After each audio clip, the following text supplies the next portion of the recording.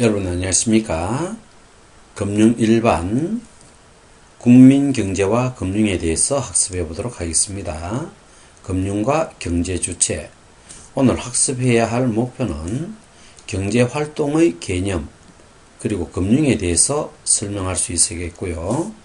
두 번째, 경제 주체 간의 상호관계에 대해서 설명하고, 세 번째, 다양한 용어를 이해하고 설명할 수 있었으면 좋겠습니다.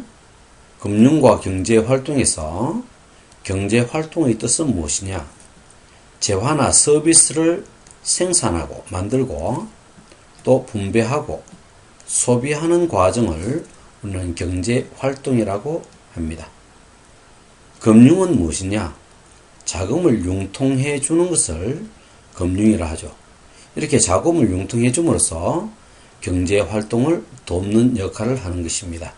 돈이 필요한 사람에게 돈을 제공해주고 또 돈의 여유가 있는 사람은 돈을 제공해주고 난 다음에 이자를 받아서 수익을 창출할 수 있는 것이죠. 이러한 활동을 우리는 금융이라 이야기합니다. 세 번째, 경제활동에 대해서 하나하나 알아보도록 합시다. 첫 번째, 생산활동입니다. 재화나 서비스를 생산하고 그것뿐만 아니라 상품의 가치를 높이는 활동도 우리는 생산에 포함이 되어집니다. 우리가 어떤 물건을 만들어내는 것도 중요하지만 이 물건의 가치를 더 높이는 포장이나 진열 이런 것들도 넓은 의미에서 생산이라고 본다는 것이지요. 여기서 재화나 서비스는 인간의 욕망을 만족시켜주는 물건, 유형의, 무형의 물건을 우리는 재화나 서비스라고 합니다. 자, 생산활동 했으면 또 분배가 되어지죠. 생산요소 제공 후 받는 대가를 분배라고 이야기합니다. 자, 우리가 노동을 제공해주죠. 생산요소. 노동을 제공해주고는 무엇을 받습니까? 임금을 받게 되어지죠. 받는 대가. 이것을 우리는 분배라고 이야기하고요. 또 토지를 제공해주고 또 지대, 땅값을 받게 되어지는 것이죠. 그 다음에 대여, 대금을 빌려주고 그 대가로 이자를 받게 되어지는 것이죠. 이와 같이 받는 대가를 우리는 분배라고 이야기를 하는데요. 또 다른 분배로서는 국가에서 세금을 갖다가 이렇게 걷어들여서 국민에게 골고루 이렇게 나누어 주는 것도 넓은 의미에서 경제 주체 간에서 분배의 역할이라고 이야기할 수 있겠습니다. 그러므로 정부에서는 분배의 역할을 하는 것이죠. 그래서 분배는 두 가지를 알아놓으면 좋은데 생산 요소를 제공한 후 받는 대가도 분배고 또 정부에서 세금을 통해서 국민 여러 사람들의 공익을 위해서 이렇게 나누어 주는 것 이런 것들도 분배다. 두 가지 개념을 같이 알아놓았으면 좋겠습니다. 그래서 경제활동은 생산하고 또 분배하고 그리고 이렇게 분배되어진 부분을 소비하는 것이죠. 재화나 서비스를 사용하는 것을 소비라 이야기한다. 이와 같은 일련의 활동을 우리는 뭐라고 한다고요? 네, 경제활동이라고 합니다. 자, 그러면 용어가 잠시 나오는데요. 자금이란 무엇이냐? 경제활동을 하는데 필요한 자금을 우리는 자금이라 이야기한다. 그죠? 그 다음에 융통이란 뭐냐? 돈의 흐름을 융통이라고 이야기합니다. 돈의 흐름 어떻게 흘러가죠?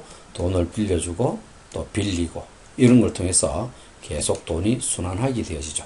이런 것을 융통이라 이야기합니다. 여기서 우리는 화폐의 기능에 대해서 잠시 알아보도록 합시다. 자, 화폐에 어떤 기능을 하는지 보면 자동차를 우리 구매한다고 생각하고 한번 생각해 볼까요? 자, 첫 번째, 내가 자동차를 구매하면요. 돈을 지급해야 된다. 그죠? 화폐를 지급하게 되어집니다. 그래서 물건과 어떤 재화와 화폐가 서로 교환하는 기능이 되어지고요. 또 자동차를 샀으면은 지급하는 지불의 기능도 가지게 되어지죠. 자, 그리고 난 다음에 이 자동차에 얼마에 샀느냐? 2천만 원에 샀다. 그죠? 2천만 원에 샀으면은 가치 척도가 2천만 원 정도 된다라는 가치 척도의 기능이 있고요. 또 이렇게 사고 난 다음에 돈이 좀 남았어요. 이걸 그대로 놔두기보다는 은행에 저축을 했어요. 이자를 갖다가 받으면 더 좋겠죠. 그죠? 그래서 저장의 기능도 있다. 그래서 교환, 또 지급, 그 다음에 가치 척도, 그 다음에 저장, 이 네 가지 기능을 가지고 있다. 이렇게 생각하면 좋겠습니다. 자, 경제 주체의 상호관계에 대해서 우리 한번 학습해 봅시다. 여기서 이렇게 나오는 글자에 보라색 나오면 생산물, 그 다음에 요 하늘색이 나오면 생산요소. 생산요소는 생산물을 갖다가 만들어내기 위해 들어가는 여러 가지 원료를 갖다가 우리는 생산요소라고 이야기하죠. 그죠? 노동이라든지 자본이라든지 토지라든지 이런 것들을 해당되어집니다. 그 다음에 화폐가 어떻게 흘러가는지 한번 살펴보도록 합시다. 먼저 가계는 정부에 노동과 자본과 토지를 제공하죠. 그리고 세금을 지불하게 되어집니다. 그렇게 되어지면은 정부는 노동의 대가로 임금을 지급하고, 그죠? 가계에 자본을 우리가 정부에 댔으면 자본에 대한 이자를 또 제공해 주고요. 정부에 우리가 토지를 빌려주거나 임대하면은 그 지대를 갖다가 정부에서 가계에 주게 되어지는 것이죠. 그 다음에 가계는 또 정부에 세금을 내게 되어지죠. 그죠?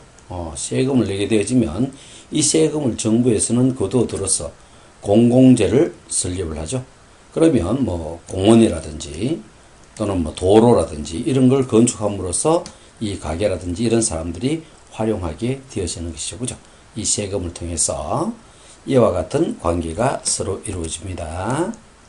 자, 그리고 가계와 기업에 대해서, 가계는 기업에 마찬가지로 노동과 자본과 토지를 제공하게 되어집니다. 그러면 기업은 가계에 무엇을 제공해 주냐면 노동에 대한 임금, 자본, 돈을 빌려준 것에 대한 이자, 우리가 투자도 하고 돈도 빌려주잖아요. 그죠? 그 다음에 토지를 빌려줬다면은 그 지대를 받게 되어지는 것이죠. 그죠? 그리고 기업은 가계에 재화나 서비스를 제공해 줍니다. 그럼 우리가 가계는 기업에서 물건을 사가 쓰잖아요. 그죠? 그렇게 쓰고 나면은 우리는 기업에게 무엇을 지급해야 되냐 하면 대금을 지급해야 되는 것이죠. 자, 그 다음 기업과 정부의 관계에 대해서 알아보는데요. 기업은 정부에 재화와 서비스를 제공해 주게 되어집니다. 그죠? 또 기업은 정부의 세금을 납부하게 되어지죠. 정부는 기업에게 재화와 서비스의 대가로 대금을 지급해 주고요. 세금을 거두어들인 대가로 아까와 마찬가지로 공원이라든지 도로, 항만 이런 것을 설치해서 공공재를 기업에게 또 제공해 주게 되어집니다. 이와 같은 상호간의 관계를 서로 이루고 있는 것이지요. 경제주체 간의 상호관계에 대해서 한번 알아봅시다. 가계는 소비의 주체입니다. 또 기업은 생산의 주체입니다. 그리고 정부는 생산 소비의 주체입니다. 물건을 만들어내기도 하고 또 소비하기도 하는 것이죠. 그죠?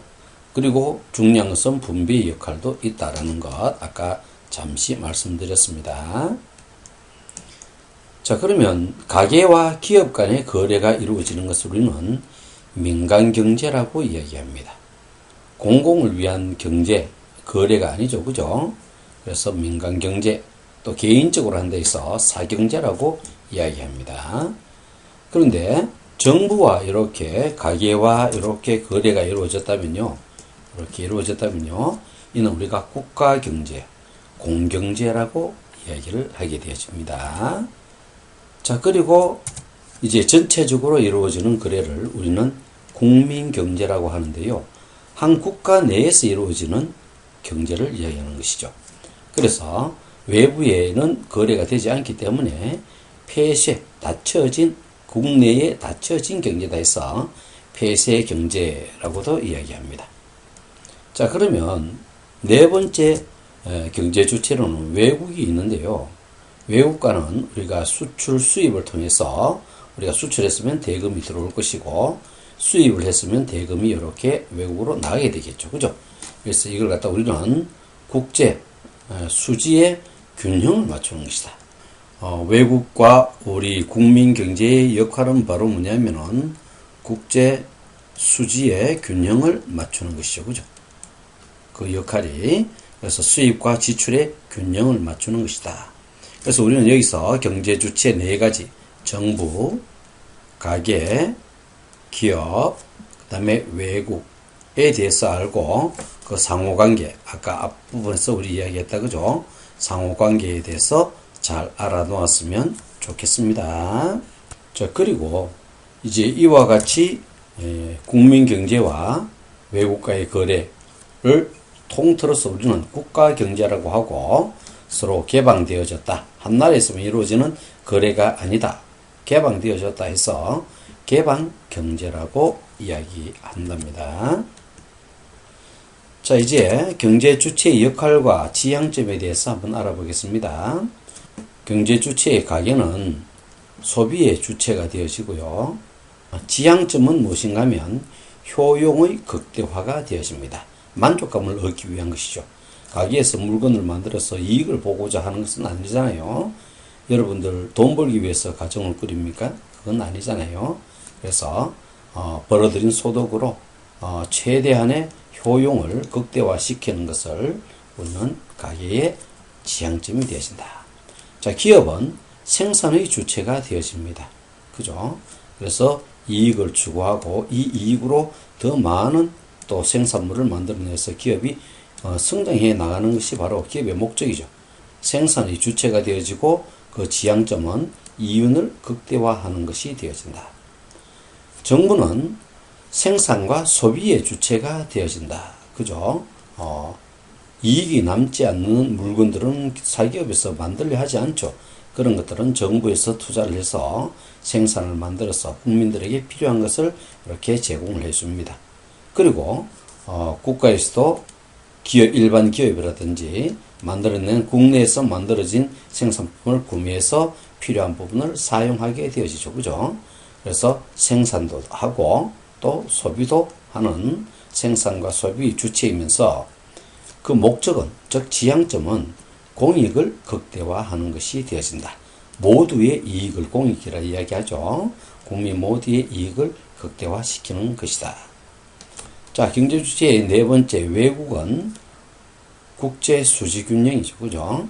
이것이 경제주체 외국의 역할이 되어집니다. 경제의 분류를 잠시 보면요. 민간경제는 가계와 기업 간의 경제활동을 갖다가 민간경제, 사경제라고 이야기한다 그랬죠. 그죠? 그리고 국가경제는 정부와 가계, 또 정부와 기업 간에 이루어지는 경제활동을 국가경제라 하는데 공경제라고 이야기를 합니다. 자, 또 국민경제, 국내에서 이루어지는 경제활동을 국민경제라고 한다 그랬죠.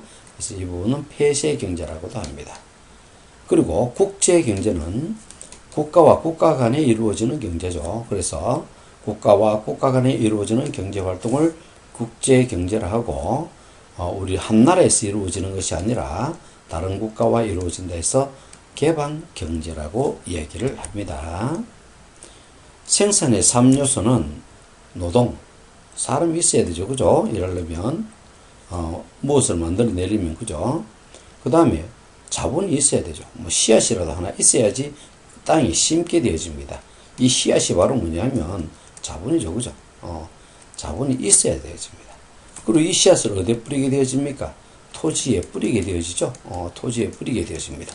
우리가 어떤 원료가 있으면 기계 이런 것들도 넓게 보면은 토지와 거의 유사한 개념을 가지게 되어지죠. 그죠?